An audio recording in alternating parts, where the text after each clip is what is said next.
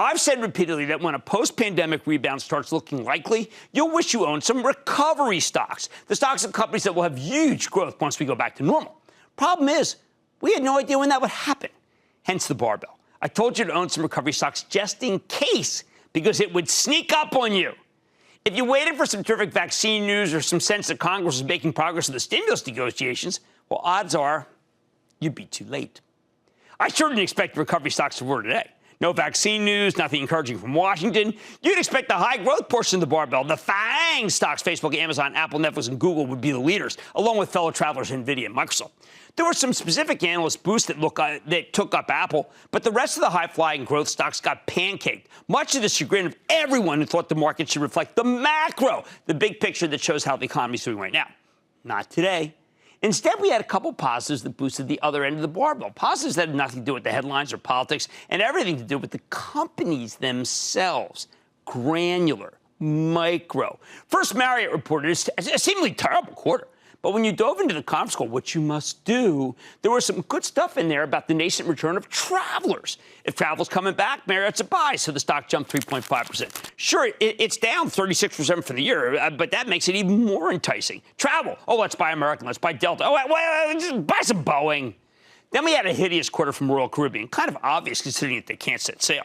But the company announced phenomenal bookings for next year, and stock shot up 10%. It was an astounding move. Put the two of them together, it seems like clear. Consumers are eager to travel, to take a vacation. The only thing stopping them is the pandemic. And by the way, if they just wore masks, I mean, I don't even, I hear people fly. I don't even think anything about it. They all wear masks now. There's always some naysayer who says, hey, it doesn't help. But those people are idiots. Sorry.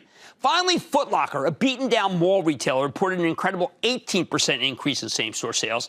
18, 1-8, igniting a monster rally in all things apparel, naturally including Nike, which is just such a charmed stock. But just go buy it, right? But also, just go do it. Just go buy it. But also pretty much everything else imaginable. Think about it. Foot Locker's good. What can Target and Walmart put up? Whoa! Last week, we saw this nascent rally coming when the transports took off, led by United Parcel, Carol Tomei, CEO. Today, the move expanded to FedEx and the railroads. Why not? They benefit from recovery. Travel, leisure, mall spending. At a time when people are cheering Simon Property Group for thinking about putting Amazon warehouses in vacant JCPenney and Sears stores, it's incredible to see many mall stocks with a pulse. Oh, and if you're running institutional money and you're afraid to miss the rally, well, what do? You reach for Caterpillar, moron, of which there never seems to be enough stock once you start gobbling it up. And then, yeah, you got to buy Chevron because a strong economy means an oil breakout from the 40s. If oil goes down to 43, higher. I didn't even bother to tell you what it was.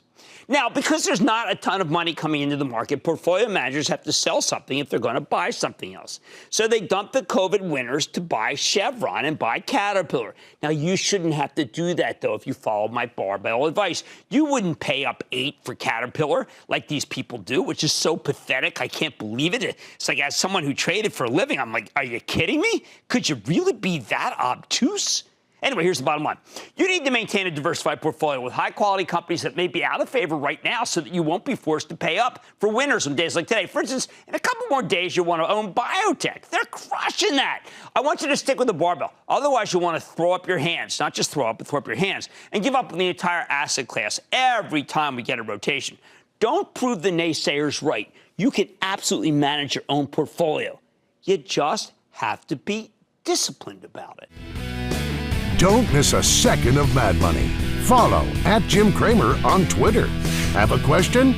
Tweet Cramer. #MadTweets. Send Jim an email to madmoney@cnbc.com or give us a call at 1-800-743-CNBC. Miss something? Head to madmoney.cnbc.com.